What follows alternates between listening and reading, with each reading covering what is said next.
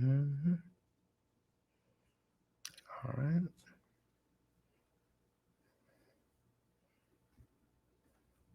All right. Ladies and gentlemen, welcome back to the True Life Podcast. Hope everybody's having a beautiful day. I got an incredible guest, and we are working cross continents all the way from Hawaii to India. I have the incredible Tulsi Tawari with us today, and it is my pleasure to get to have you and talk to you. I want to introduce you to the people that may be listening. In my opinion, and I think a lot of other people's opinions, he's a visionary thinker and a pioneer in economic philosophy. With his groundbreaking book, Creation of Wealth versus Transfer of Wealth, The Final Battle, and his newest book, Common Sense Economics, Tulsi offers new strategies for global economic growth, prioritizing individual excellence over concentrated capital. As founder, CEO of Alternative Approaches, he leads educational initiatives fostering entrepreneurial drive. Through Ultra Tech Laboratories, Tulsi pioneers solutions for radiation exposure monitoring. Additionally, as founder CEO of Indie Roots Rural Enterprises, he champions rural empowerment. Tulsi's risk mitigation tools and distinguished academic background underscore his commitment to excellence. Join me in welcoming Tulsi Tawari, inspiring innovation and sustainable prosperity. Tulsi, thanks for being here today. How are you? Fine. Thank you, George, for inviting me here. I'm really looking forward to our conversation. Yeah. Me too. I'm thankful that you're here. And you got a new book coming out, but you recently had a pretty big seller a while back about the creation of wealth versus transfer of wealth. That's a pretty big topic that we got going on in the world. I was wondering maybe if you could talk about that a little bit. Yeah, maybe we will begin from there. And uh, you see, George, actually, every day everybody is dealing with money.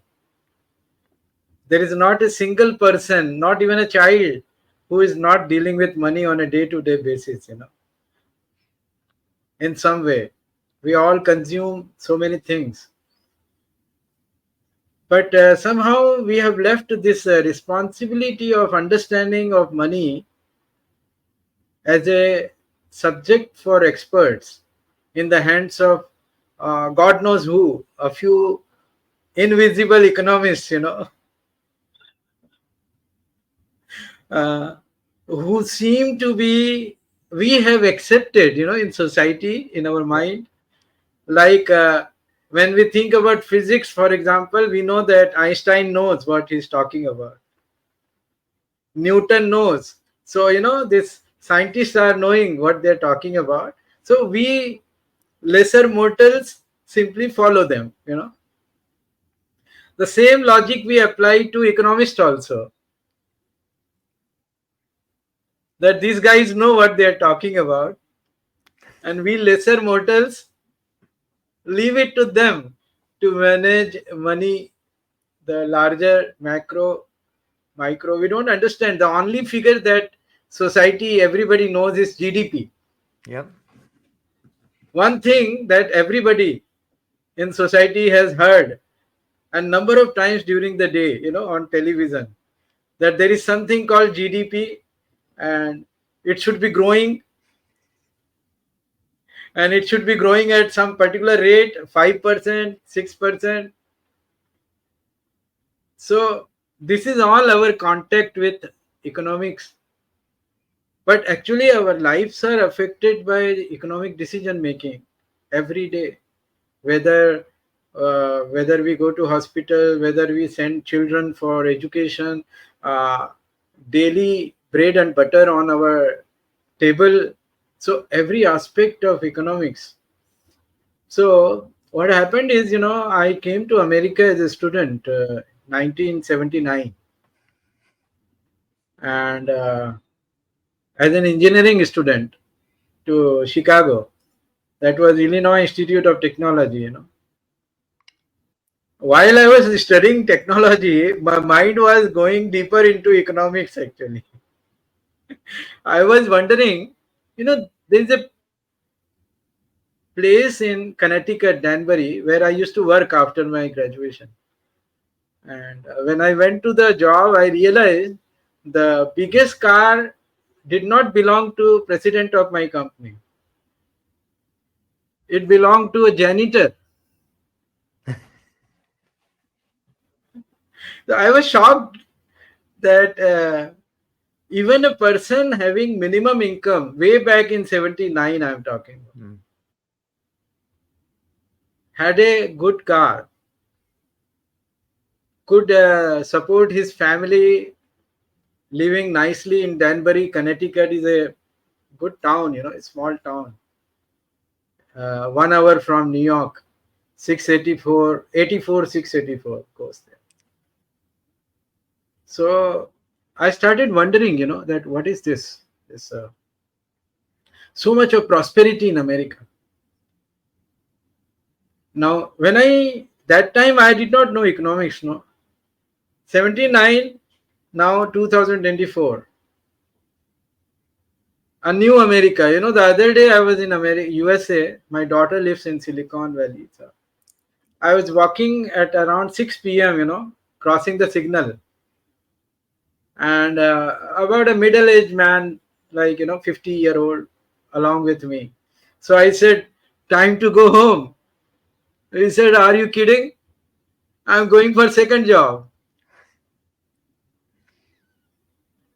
America, this two scenario, a janitor managing his family comfortably way back in 79 and a well-educated professional at 50 doing two jobs right now, 40 years, 70% average prosperity of America middle class is disappeared.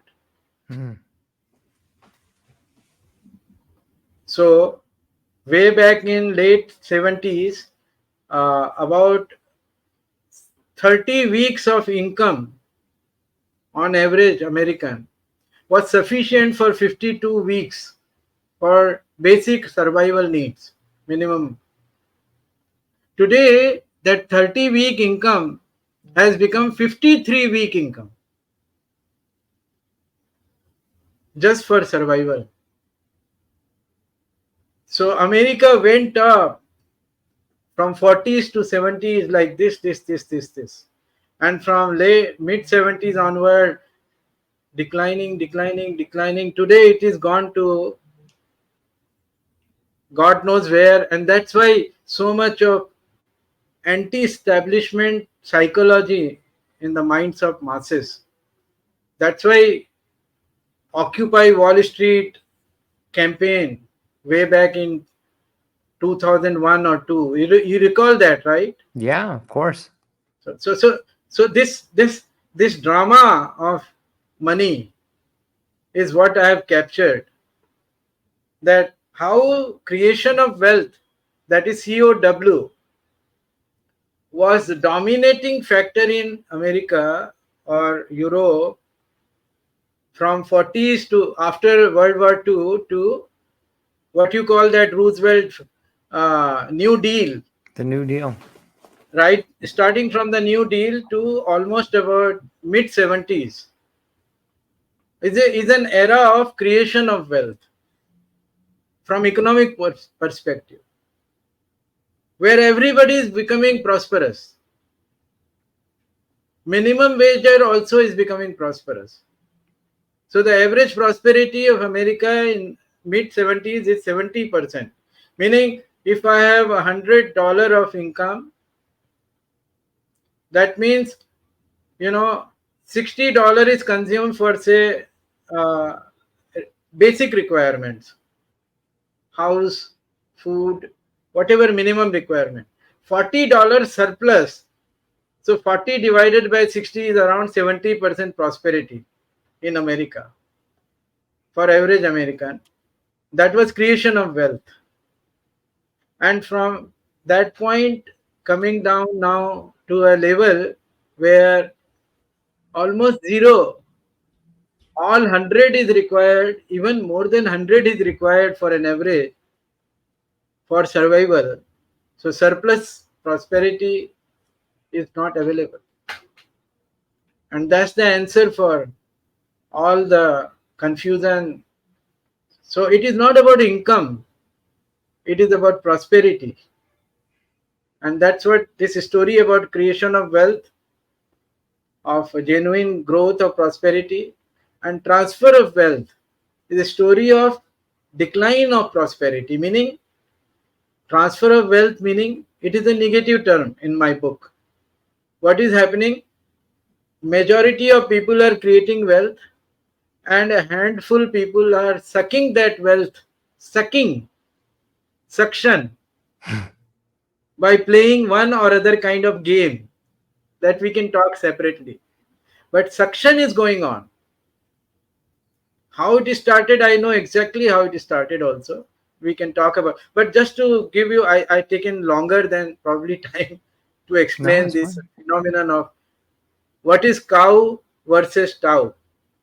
So people create wealth, and their wealth is sucked by a handful people through transfer of wealth, and they become richer and richer and richer and richer and richer.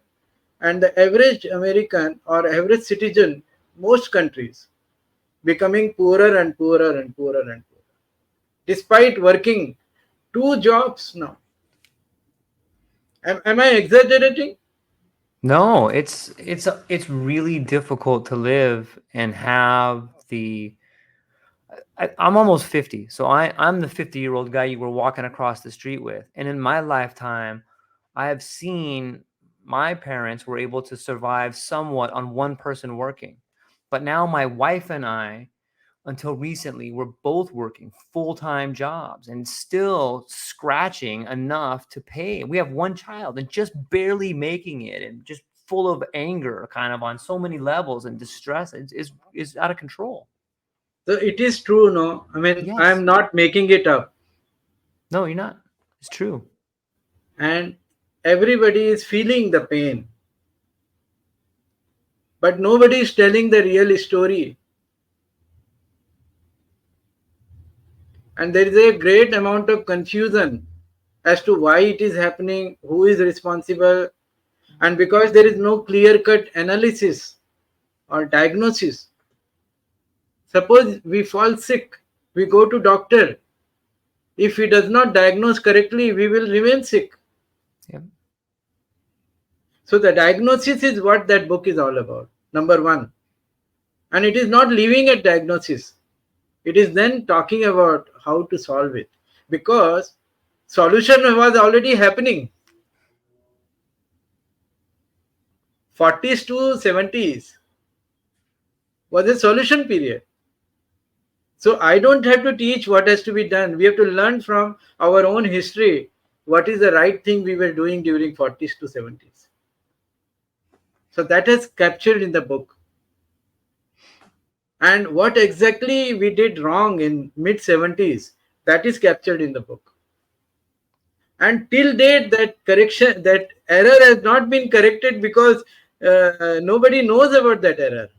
And people are hiding it in the confusion because the people who are playing the games with money, they don't want society to come to know that how are they doing this suction of transfer of wealth. How are they doing it? They don't want society to know. They want it remain confused. So money is right now shrouded in confusion. And this book is about giving a direct understanding about money to anybody and everybody of little curiosity. It is nothing to do with knowledge of economics. It's as simple as like we know air is all around us. We don't have to take a degree on environment to know that air is all around us. Like that, money can be understood by every person of little curiosity. It is so simple, but it is being hidden away, and that is the greatest intellectual corruption. That is what is causing all the misery for society. So this is my summation.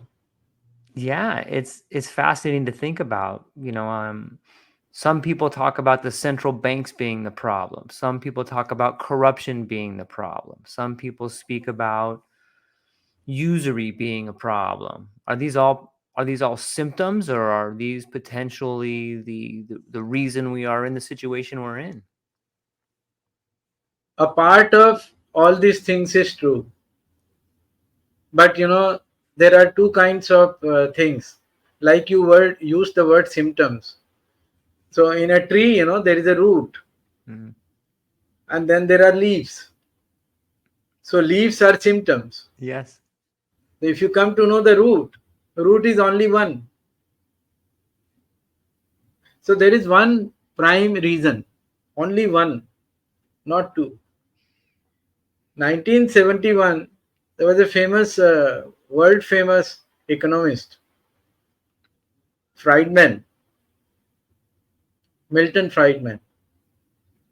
Everybody knows is treated as a father, godfather of economics world over, not only America, world over, and genuinely so. He happened to be from Chicago, by the way, University of Chicago. So he developed a concept. That was the time of Nixon era.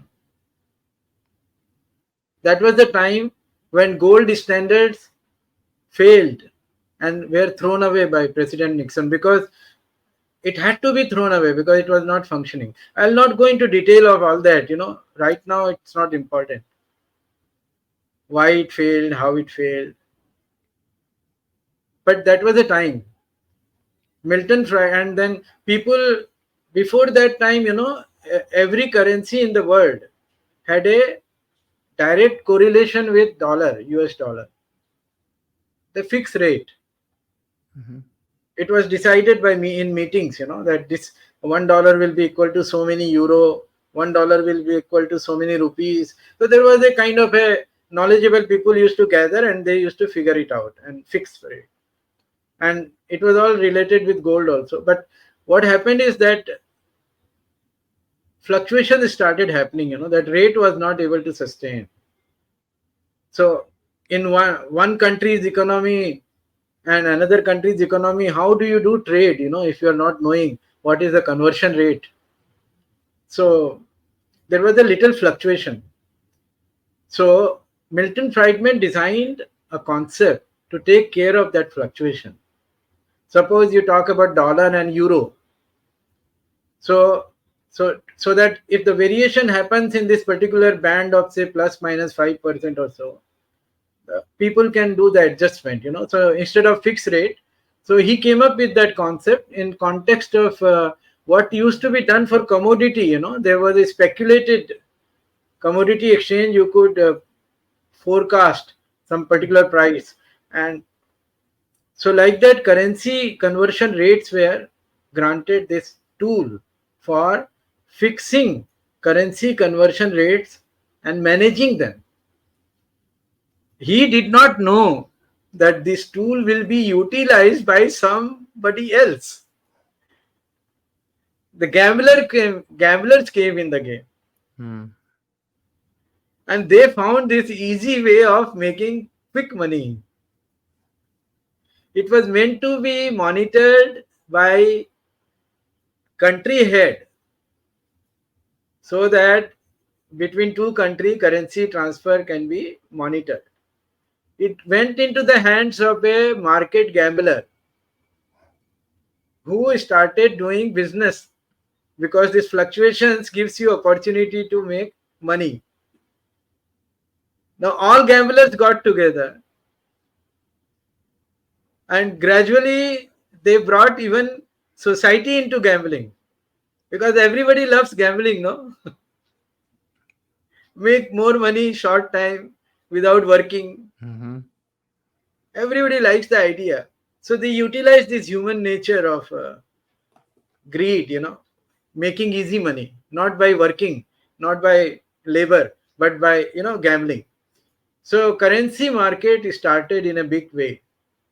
Forex conversion.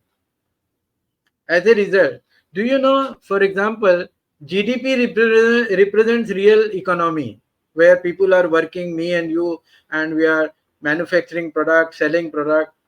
So today, world GDP is 105 $40 trillion, $140 trillion. And you know what is the business of Forex?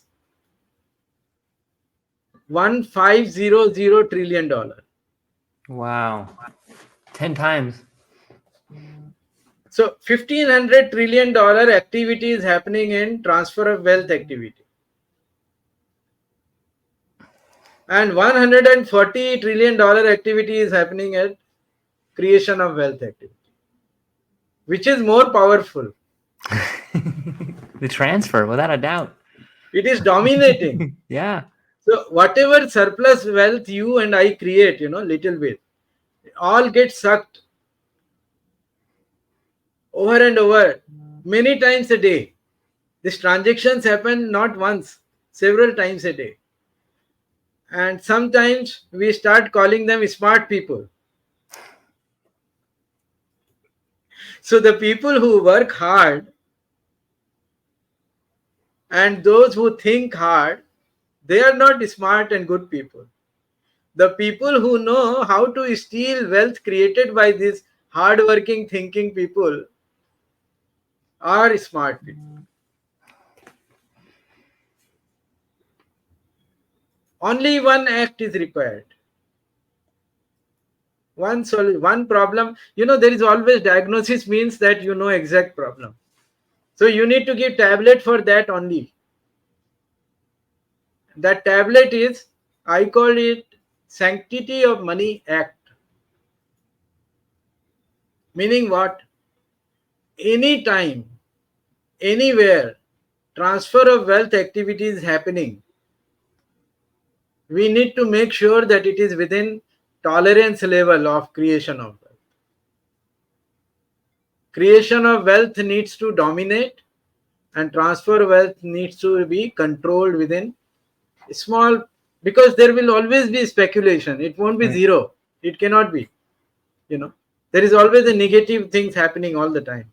You cannot make negative zero, but you can, by design of your law making ability and guiding people, you can control the transfer of wealth activity to a smaller percentage, say 5%, 10%, which is tolerable. That is what is required.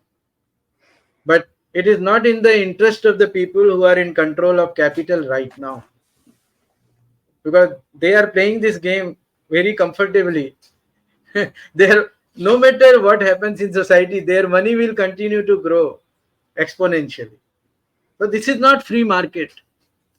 In the name of free market, we are being fooled.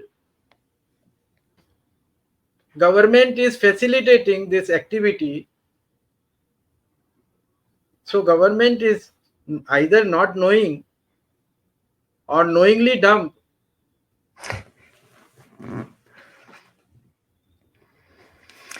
There was a really good book that came out a few years ago by Thomas Piketty, and he's a French economist, and it was called Thomas Capital. Piketty, no? Yes, Yeah, right. Capital in 21st Century. Great book, right? I've read the whole book. It's a very thick book. Yeah. He had a And pretty dire warning. Do you know interesting story? Thomas Piketty was an American actually, French, living in America. To publish his book, he went to France. He did not dare publish in USA. Why so? Why so? First, he published in French. I think. I hope I'm not wrong. So you know the story that widening disparity and consent. But see, he has given a wrong solution. He is talking about wealth tax. Okay. Wealth tax is a what are you talking about? Why are you wanting to allow people to transfer wealth first wrongly? So his solution is on the symptom kind of approach, I don't agree with his solution. He wants to reverse it. He's like, let's just transfer it back over here, but no one's going to do that. Like it doesn't seem. Why allow incentives? Why allow that? When you can prevent it from happening, when it was not happening during 1940s to 70s. So there is a clear distinction, I'm telling you, 30 to 40 years of American economy versus another 40 years of. So you take 40 years of pre 70, pre 80 economy, and you take 40 years of post 80 economy, and there is a clear distinction. Why can't we see it? Well, I think he would say in the 40s to 70s, the United States was the manufacturing hub. And since we destroyed Europe, we just rebuilt Europe. So there was this excess flow of money coming in. The speculators had enough to pay the people, you know? See, speculator have money because when you become prosperous, Yeah, I told you, that average American was prosperous in mid 70s because right. he had $60 to consume and $40 he could use any way he liked. Mm-hmm. You know, so that prosperity, that 40 on top of 60 for an average American. Now that 40 I can apply in many ways. I can gamble or I can invest in new creation. Yeah. Two choices are there. No, so see if you recall way back in 70s, as I gave the example of janitor, people had more or less everybody had a house and Yep. a car, more or less a washing machine, dryer at home, more or less everybody could afford, any working person could afford that. That was the moment when American leadership should have taken into higher orbit of economic ideas. That was the creative products which come from creation, not by manufacturing. Mm-hmm. Like when I say creation, where human talent is directly dealing, like cinema making, designing, education. There is no much material involved. There is more of person to person knowledge exchange, skill exchange, learning and growing. That economy was possible to be developed. That is how we lost direction. And all this prosperity, instead of uh, pushing up our satellites, creative activity, like satellite is a Yeah. creative activity, right? So more and more people could have been involved in creative activities gradually. See, anybody becomes a photographer. I mean, it doesn't require a PhD, no. If That's you right. if you have a talent, if you Yes. have a aptitude, see, anybody can do research on something, like suppose you want to understand what is the nature of ant, how does elephant behave. Suppose you want to do research, what will you do? There are people, no, they out of their interest, the geography, national geography pays them money, they go, they do that. That's a creative economy. You know what I mean? Yeah. Material consumption is very little, more of human mind thinking, anthropology, creative research, scientific research, exploration, not only being a very high IQ intelligent activity. You could just be explorer, like I want to explore what the hell is going on in this thing or that thing. So all kinds of people could have been engaged in more of creative activities mid 70s onward. And that world lost, America lost that opportunity. Instead, it went into negative activity of gambling, put the whole society into gambling. Today, your pension funds are in gambling right now. Pension funds. That BlackRock company is running your pension funds They run the world. world over. Yeah. They own everything. So, so I told you clear diagnosis and clear solution. So when you say all other reasons are secondary reasons. You know, I hope I'm making sense to you. I don't know. Yeah. Yeah. No, I agree. I, it seems that even if we understand how to fix it, there's no mechanism to do it besides revolt.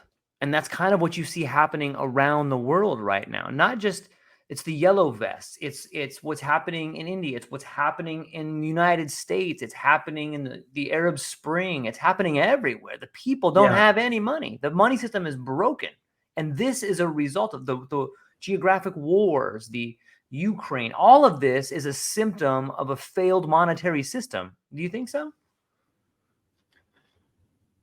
To say that it is, yeah, to say that it cannot be done, obviously I wouldn't agree. But to say that it is so difficult to do, Yeah. I would agree. Well said. But and there can be a starting point. Yes, well said. Yes. There is always a starting point, Mm-hmm. and the first point is, don't forget, economy. See, in democracy, elections are happening once in 4 or 5 years. That is true. But in democracy of economics, every minute you spend money, you are giving a vote.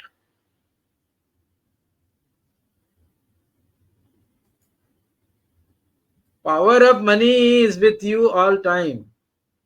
How you spend money, where you don't spend, it is your power, our power.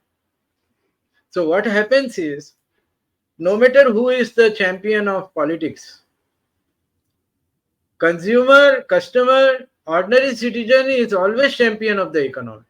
Mm.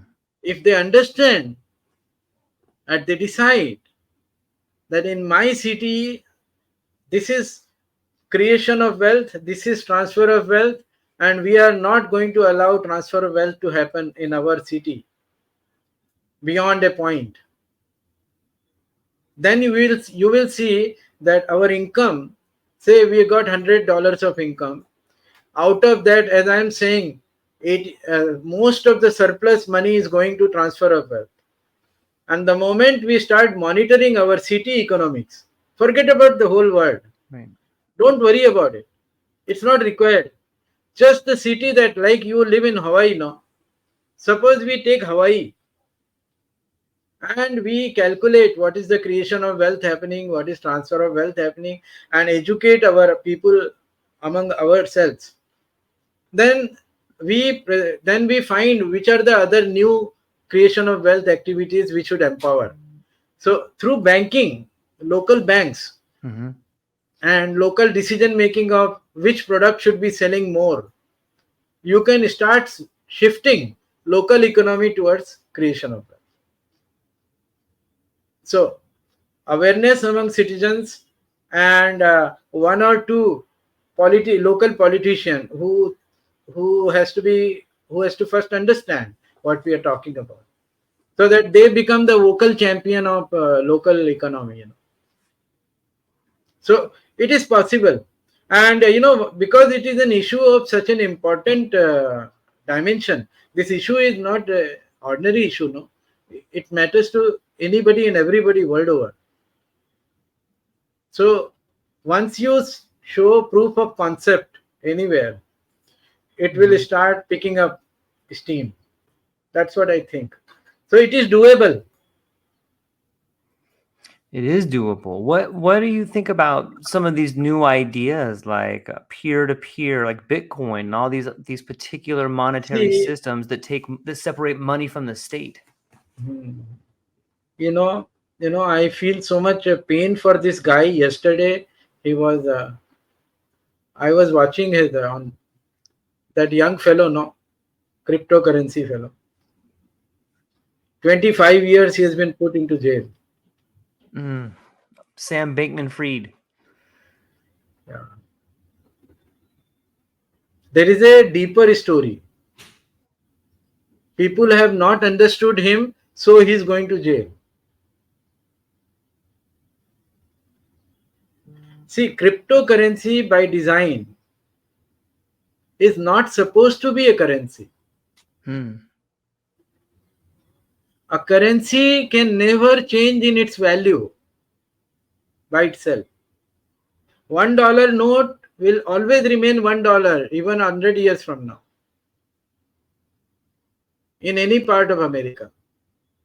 One Bitcoin becoming 100, so many worth of so many, growing its value over a period of time is not a currency. The name is misnomer. Hmm. It is, what we really need is a digital currency. Instead of dollar and coin, paper and coin, now like credit card is a digital currency. Yeah. Numbers. It is there since 1970s. Credit card is in use since long time. I was using in 79 when I was in America. That was a digital currency. Today with internet, there is no need for actual dollars and actual coins. So everything can be digital currency. But cryptocurrency is a kind of invention which is not meant to be currency. It is more like, some mathematical champions come together and play a game and become. It is a kind of a creative economy. One type of a creative economy. It is one type of small, very small fraction of the economy as a creative economy. But it is misused for speculation. Hmm. It is being misused as a tool for speculation, same way as you can misuse antiques. What is the importance of antiques? Why does a particular painting worth $100 million? It's rare. So you Perceived know that, value, maybe. the Per- economics of antiques works among people who are trading in antiques, Hmm. and they want to store their wealth in the form of a high value painting. So that's a kind of one very small economy in which those people, those who have tremendous amount of wealth, are playing that antique economy. But cryptocurrency is brought to the common man as a currency is a big fraud. It it cannot be allowed. Currency creation is the responsibility of government of a nation, Hmm. because government represents every citizen of society, and currency cannot change in its value by itself. You use currency to create wealth, and wealth creation is conversion of human time into capital. So I work at McDonald's for 8 hours. I convert my 8 hours into so many dollars. Or I am Steve Jobs. I invent something in 3 years and I convert my 3 years into $100 million, because my product is of sellable, useful for everybody who wants to buy it. So both ends, labor end and high thinking end, both are converting their time into money, and that is creation of wealth.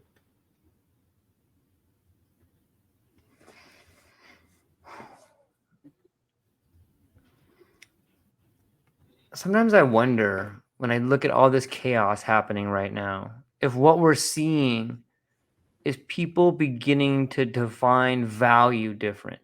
And that would change the representation of money. What we value can change the way we look at money, I think. What do you think about that? See, value is eye. They say no, beauty is in the eye of beholder. So value is always defined by individual. Mm, Somebody who likes to read book buys a book. Somebody who likes to see a cinema goes to cinema. Somebody who wants to climb a mountain, Everest, invest money on that. You know, he'll not buy books. Book is, if you give him 10 books, he will say, no money, I don't want to give you any money. So, value anyway is defined by the person who wants to buy. That is not a problem. That is always the case. And if you understand what is it that customers need from me, or what value I can create for which customers, you start making money. Because money is not coming from the air. Money is coming from that value that we used our time to convert into. Like a carpenter takes a wood, makes a chair. So I am willing to pay him, instead of $100 of wood, I am paying $200 for chair. So I am giving that $100 extra because I want chair. So that value is come from skill and time of the carpenter, and that's how he gets $100 capital. Now this is concept. Capital is a concept, but we in society register that concept in our bank. Hmm. Our bank has an account book, so $100 is registered in the $100. So we our capital has gone from 100 to 200 when a carpenter made a chair and sold $100 worth of wood into $200. So that $100 belonged to me as a carpenter, but the value, what I value, I decide as a customer. If I don't want a chair, that chair is, even for $100 wood, I will don't want to pay $80. So value is always it's not a fixed parameter. It is the ability of the buyer to pay, and what is the interest I have. See, when we buy something, why do we buy something? That makes me happy. Hmm. That's why I buy. Food I buy, it makes me happy that I am having something to eat, or everything. So the value is converted into money at a particular time, in context of what is the purchasing power of the customer at that point, and what is the interest of the customer in that specific product. And it keeps changing. And any between any two person, seller and buyer, it can be different. And that's what value is. In transfer of wealth, value is zero and negative. In gambling, for example, there is no value. Human time is gambling with money which has already been created beforehand. So two people come, they bring $100 from creation of wealth, and then they gamble and keep gambling. Time is lost. $200 does not become $205. No new value is created by both of them. Transfer of wealth, when manipulated by design, because the economy is so complex, Yeah. you cannot come to know what kind of manipulations are going on where. Then it is not even gambling, it is actually uh, stealing. It is Yeah. not gambling. There is a fair chance of winning for every. At least a chance. So so value, as you said, this is the placement of value in my construct of that value converts into money, time converts into value, value converts into new capital.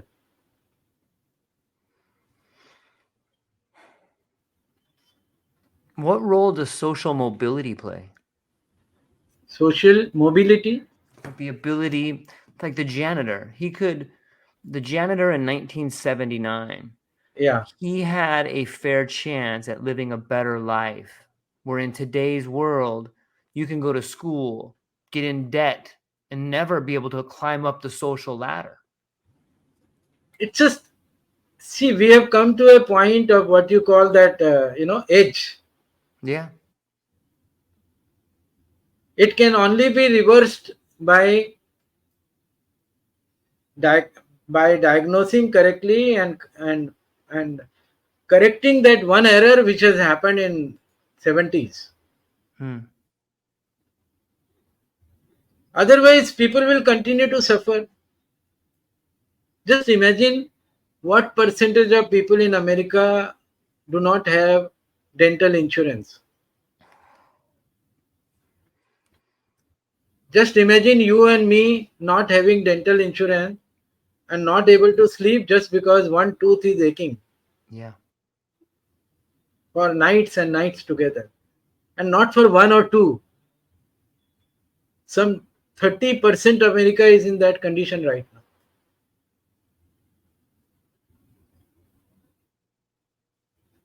So it is a America is a story of experiment, which started 1776, Right. and this experiment succeeded from economic point of view. With all its multitudes of other social issues, problems, and all that, put it aside. Every problem cannot be discussed with everything, but just concentrate on economics. It learned how to build, how to create prosperity, innovation. Yeah. With all the innovations that we didn't have, why are we struggling? I want to give an example, analogy. Yeah, please. 200 years ago, technologies were not as developed as today. Whole of America must be working minimum 8 hours to make a living. Every day, 8 to 10 hours. Everybody must be working to make a living. Right or wrong? Yeah, at least. So, now consider America as one human being. Forget about America as a nation. Consider America as one human being. 200 years ago, was working all the time to earn enough to sustain survival, basic income. Fast forward 2024, only 2 to 3% manpower is required to produce food, shelter, whatever minimum income is required. How many human hours are required? Not even 2%. So the same America person in 200 years ago was working 8 hours for producing food and shelter. Same America today, 90% people are struggling and managing only survival. Despite the technologically, only 2% of my time, that is 365, you take 2%, meaning 7, 8 days. Only 8 days are required because of the help of technology today. Technology advancement from 200 years had brought me to America to a point that only 10 days of my work is enough to survive, produce all that I need to consume in full year. So what is happening? Where is the 98% of my efficiency which is brought by technology is gone? This is the important analogy and question to understand. That 98% of economic efficiency is being destroyed. I call it socio-economic inefficiency. Is it being destroyed or is it just being sucked out by the wealthiest people on the planet? See, when you are calling sucked out, no, Hmm. what exactly is happening? The transfer of wealth. It is happening transfer of wealth and destruction of wealth, both. Hmm. Transfer of wealth in the form of that only a handful people are owning that capital, which is actually not created by them, mind you. Right. Right. They are not creators of wealth. They are transferers of wealth because an avenue for transfer has been provided means legally in our system. So socio-economic efficiency, when I talk about, then if a person is supposed to work 8 hours and technological efficiency could have provided him with a surplus of, if we were 70% surplus then, We should have been, say, 150% surplus now. Yeah. Just imagine a person having a 150% surplus income, meaning what? Out of my $100 of today's income, $25, $75, I could do anything else I want, not for survival. That that efficiency would have gone into research, Yep. creation, because I would love to do. Suppose you want to make a film, Yeah. so you got that money to make a film because that is surplus for you, and if that film works, you will get more money out of that film because you have made a good film.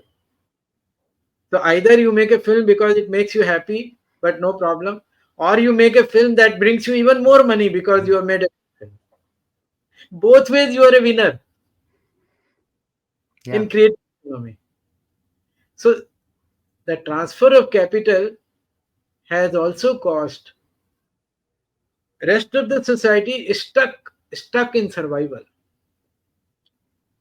and destruction. I'm saying because we are producing things which we don't consume or we don't need to consume.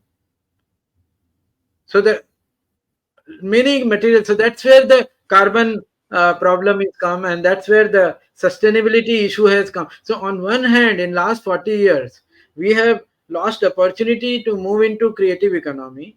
On the second hand, we have brought the sustainability as a major problem for humanity because Mm. we are over consuming materials unnecessarily. We don't need, and we are consuming materials. So this is what I mean by socio-economic inefficiencies. It's interesting to see so many multinational corporations use the word sustainability when their business model is built on excess consumption. Like, how is that Yeah. even possible, right? No, no, no, no. Excess consumption is another gameplay going on for a long time in America. It's not in 70s. It started way back when marketing was discovered as a major discipline. Mm-hmm. That Yeah, yeah. think about place a product in the mind of its customer. Mm. You know how they define marketing? MBAs Oh. placing a product in the mind of a customer. The customer should know that I want this or that. No, you place a product and create entice a customer to demand it. Create a desire in the mind of a person. Now, what It's value is that? That is not that is not coming out of the person himself. right. What value is that? It is a imposed value from outside through advertisements, through Yeah. marketing. So, everything has its own place. Marketing is a positive activity. It is not meant to be negative activity.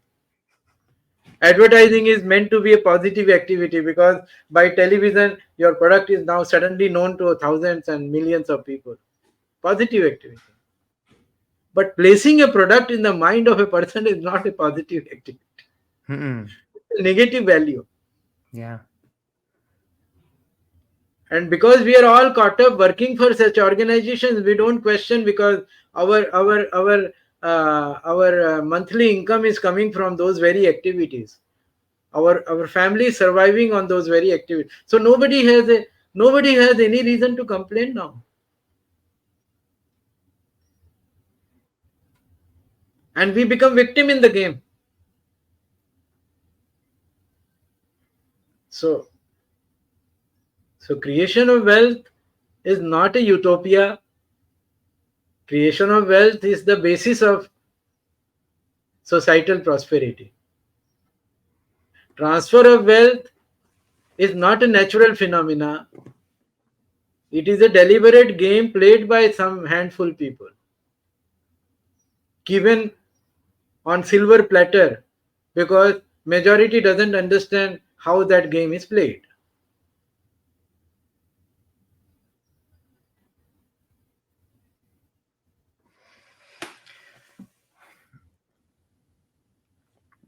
Do you think that it?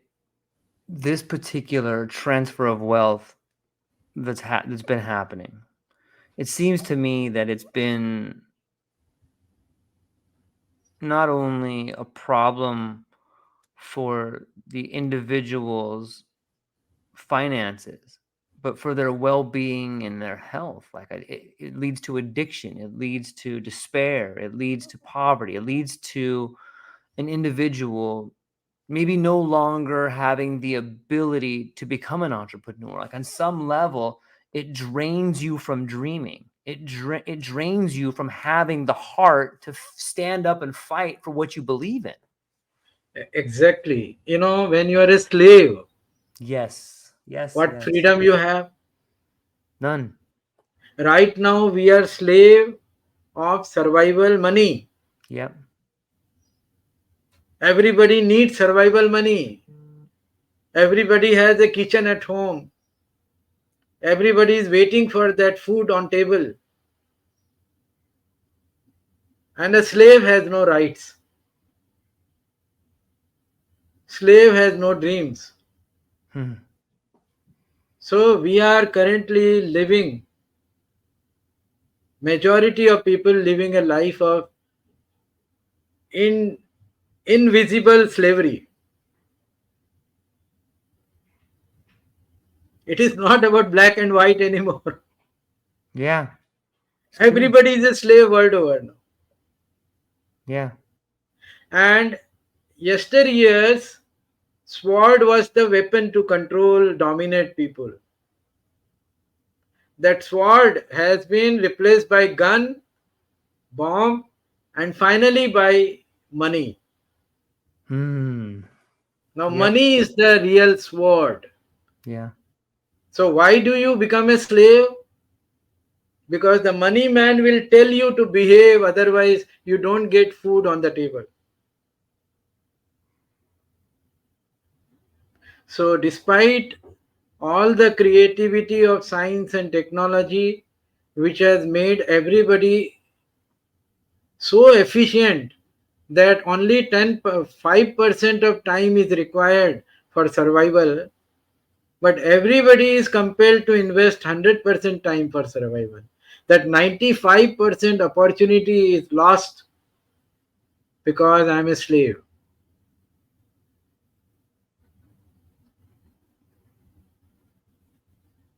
And we are given a narrative of illusion that you are free, you are so and so. That is for indirect narratives. Mm-hmm. This is the current scenario. People responsible are leadership in 70s, late 70s. They are responsible.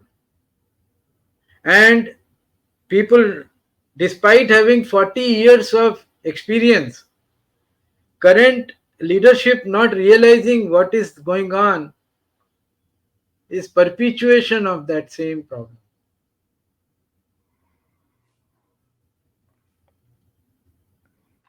Yeah, it's That's all.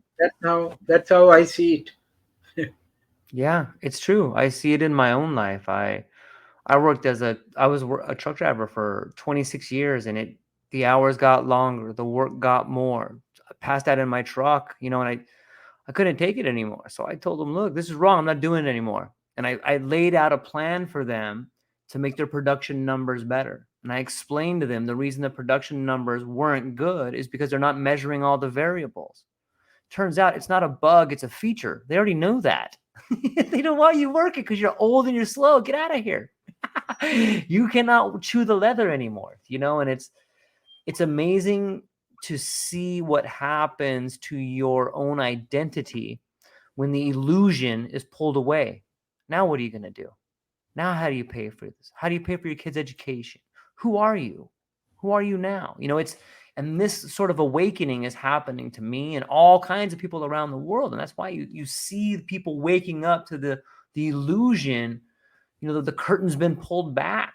And I mean, what do you see happening? Like, if I know no one has a crystal ball, but how do you see the next? People talk about a currency reset, or how do you see things playing out in the next 5 or 7 or You 3 or 2 years? no, I think it is beginning to happen already Yeah. because of this. While all this has happened, one positive thing that has happened in society is that people like Steve Jobs are able to bring about. Tom Lee is the first man. I should Mhm. not forget. Bring about the internet revolution. Yeah. Thanks to the internet revolution, you sitting in Hawaii,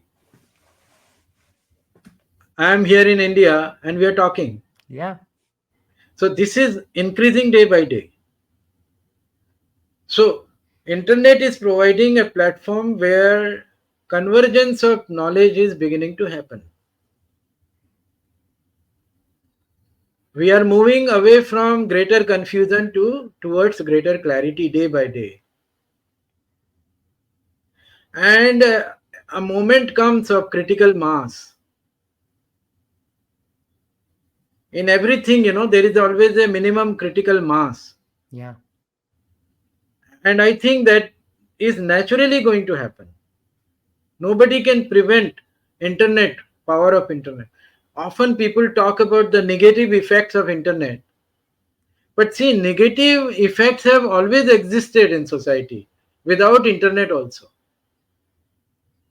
Internet is only accelerating now positive forces. And to some extent, negative has also an opportunity to accelerate. But earlier, anybody doing wrong will remain hidden for 30 years, 40 years, 50 years. Today, anybody anywhere in the world is doing some obvious wrong, gets caught in God knows Yeah. who takes selfie and who catches it. Yeah. Yeah.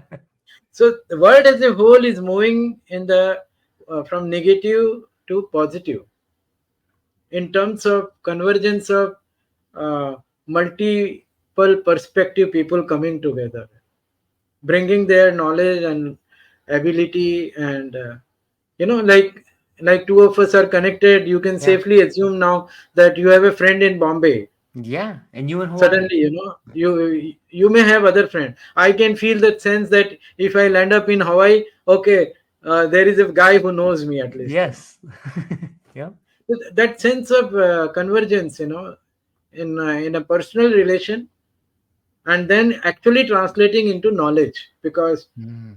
it is the knowledge which is required to solve problems, to define confusion, to define diagnosis, and to find a solution for a specific problem.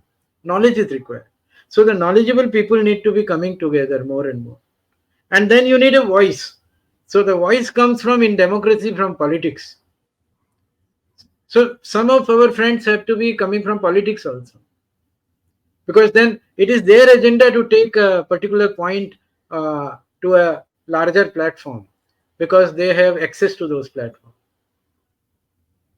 That is one. The Yeah. second one, irrespective of what anybody does or not does, you and I are free to develop our own community. A community, say you have 100 friends, and they all understand what is creation of wealth, what is transfer of wealth. And they decide that among 100 of us, we will not waste a single penny in transfer of wealth. And they bring their surplus money towards creation of wealth for their own children. Forget about others. And they empower their own next generation through their collective wealth in terms of education, research, exploration, a startup company, new company. So you have a world of your own in the through internet. Global community, you can identify 100 people, 1,000 people who are working together. And this is second. The third one is, in Britain, UK, there are 2 3 towns which have created their local currencies, and it is officially recognized by government of UK. Mm. Despite British pound being their national currency, local currencies are created. so that people deliberately purchase in local currency local things by their decisions. So some of the effect of this corruption of national currency can be sorted out by doing that. The same approach can be taken a step forward now, in my mind. If the national political leader understands the importance of creation of wealth and purpose of currency, every country we can create multiple currencies. Mm. There is no need for one currency.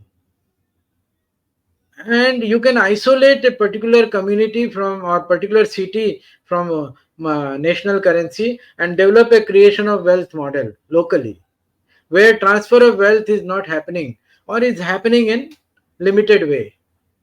So the new currency becomes more powerful for the people who are dealing in the new currency.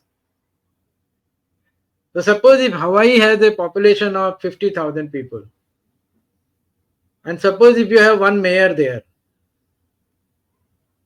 and the mayor understands what I'm saying, and he wants to experiment, within 3 to 5 years, you will have a tremendously prosperous Hawaii economy in Hawaii currency recognized by government of USA in the model of what UK has done, but we will go a step forward because they are not knowing how to do it, utilize it in creation of wealth. They are just using it for minimum local employment is not lost, and local manufacturers are not losing business. That is what they are using for. We can take it into the total because I understand what is the meaning of money and currency and capital. So we can design a safeguard in Hawaii.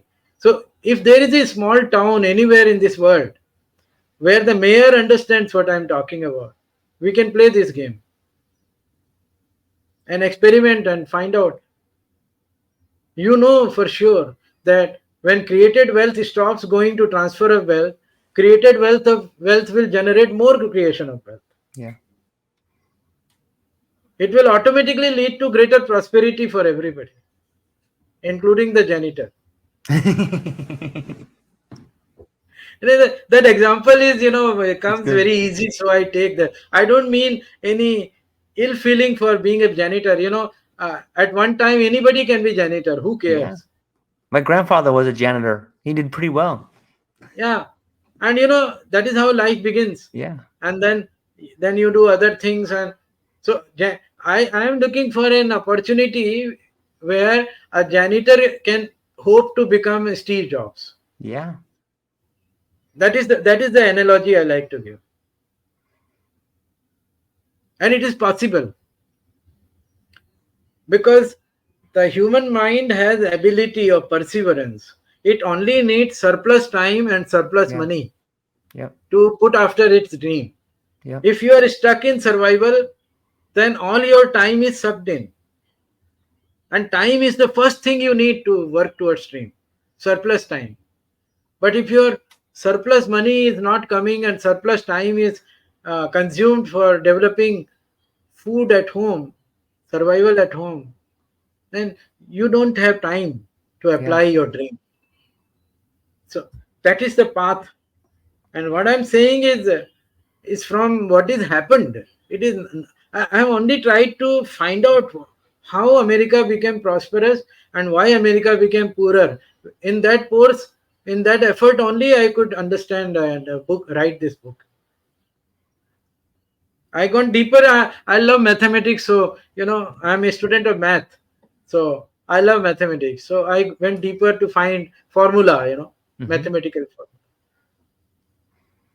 So they are all there in my book actually. What is that? The new book, Common Sense Economics. Maybe you could talk about what people could expect when they read that book. Yeah, what that book does is, my first book is like what you call is a kind of a knowledge book. Uh-huh. Everything that I know, I had to put in one place. I had to put in one place. So that book is like a comprehensive knowledge book. This book is a derived book out of the knowledge book. So what it does is it derives some of the things from the knowledge book and it demonstrates how it can be applied now, different ways. So I talk about six kinds of actual disruptions coming forward, which we can experience around us. I will not go in detail about the Yeah. disruptions right now. Our conversation has already become quite long. Yeah. But these are the six disruptions. I'll just mention one: Yeah, please. lifestyle disruption. Lifestyle disruption is on the vogue. Why? That today, when we talk about sustainability, one Finland scientist did an analysis and came to a figure. It said Western society is consuming 40 tons of material per person per year. 40, 40 tons per capita per year. It's an old paper around 2015 or 16. And if we want sustainability, this consumption should go down to 8 tons. So 40 tons to 8 tons. Now, a tough one, but it is giving you direction. So then, second point comes. So we talked about overconsumption, no unnecessary consumption. So in all these 40 years, we have taken unnecessary consumption has taken us to that route. And now, second thing is good health requires preventive health care, not falling sick and getting Mhm. cured. So food habits and all kinds of habits so that we don't fall sick. We don't unnecessarily become fat, too fat, and then try to reduce weight. These are all kinds of games being played for Yeah. transfer of wealth activities, creating confusion in the minds of people and then making people go one way of pendulum and then putting them in the other extreme of the pendulum. And both side, the people are gaining, those who are playing the games. So while I mentioned about the sanctity of money, that financial game playing, there is a marketing game also going on 100 years ago, which is become a very powerful. Coupled with this finance game, two games are happening. So lifestyle disruption will mean that we learn and understand what we I really need to eat, not eat. Why what I really need to consume, not consume. In what kind of a form I should consume something, so that sustainability also remains. So that is one. Now, how will it happen? So my this book is all about future trends actually. Yeah.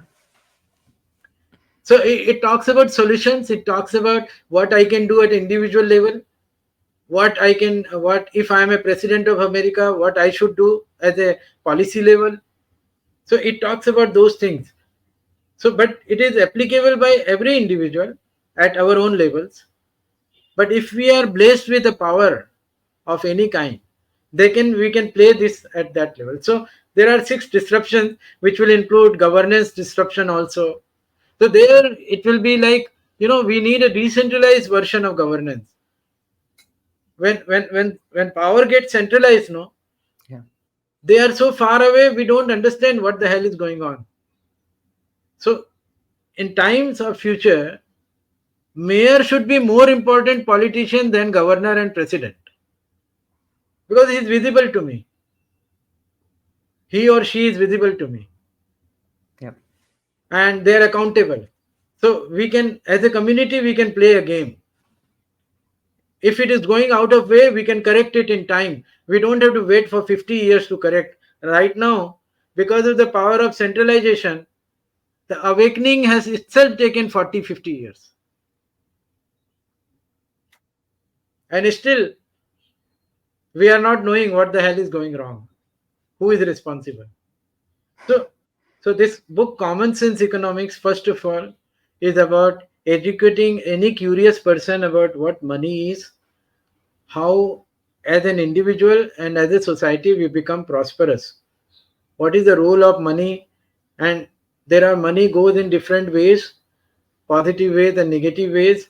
Positive ways makes it us prosperous, and negative ways makes handful people very rich, but rest of the society becomes poorer. So that education is there, so you can relate with, yes, you can see in your own decision making every day to day life that how money is already playing the game. The second objective is to show path of corrections which are possible, and at an individual level and national level, at all levels.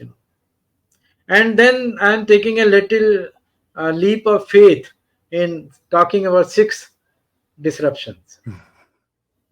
So that these six disruptions are going to reset our overall collective global society on right path of economy. That is creation of wealth. That is what this book is about. Is it available now? Is it out in stores? Yeah, it will be coming in short time, another 2 months. Oh, Right nice. now, preview edition is if you want, I can share with you my PDF version. And if you Would love send that. me critic timely, I will try to incorporate in the printed book as a. So for you, Yeah. I can offer you that right now the preview version. Yeah, I would love that But when we not to share with anyone. no, You can just send for me me the to critic. read, and And, I would yeah. be honored. Yeah, well, I'll talk to you when we finish recording. But yeah, it's a Please share your email ID. of I will course. share. Okay. Well, Yeah. fantastic. Tulsi, this is amazing. I really enjoyed our conversation today. And I got to have you maybe come back after we launch, and maybe we could have another person join our conversation, and it could be like a panel discussion, have more people come in and more ideas out there. But before I let you go today, where can people find you? And is there a certain place where they can look for the book, or is there a specific site where people should try to reach out to you if they want to contact you? Yeah, I mean, I'm updating my website also currently. So there is a website, but it is under sort of within 2 months, a lot of things are going to happen. But to begin with, my email ID should serve the purpose. Okay. And So I'll you can share my email ID with anybody, no problem. put your And I'm LinkedIn accessible. address. Anybody who wants to have a conversation, we can decide a time. And those who are interested in going deeper into the subject, I'm more than happy to talk. And if we can build a team of people, if there are some politicians known to you who are interested to correct, who want to do the new economy as their career, because after all, anybody who will bring this concept into politics will be a winner. So if then it can go to that mayor kind of a person, or so then we can discuss possible local policies, a local currency creation. So those kind of things can be done depending on who are the people we are talking to. Yeah, it's a beautiful idea. I hope people go down, and I'll put the LinkedIn profile so people can reach out to you there as well. And But you can place my email ID on of your this course, launch. Yeah. yeah, of course, I can definitely put that in there so they can reach out to you. Well, hang on briefly afterwards. I'm going to hang up with all the people listening, but I'll talk to you briefly afterwards. And ladies and gentlemen, I hope you have a beautiful day whenever you're listening to this. I hope you have a beautiful evening. I hope you enjoyed the conversation as much as we did. And that's all we got for today. So, to all the listeners out there, thank you for spending some time with us, and we'll talk to you soon.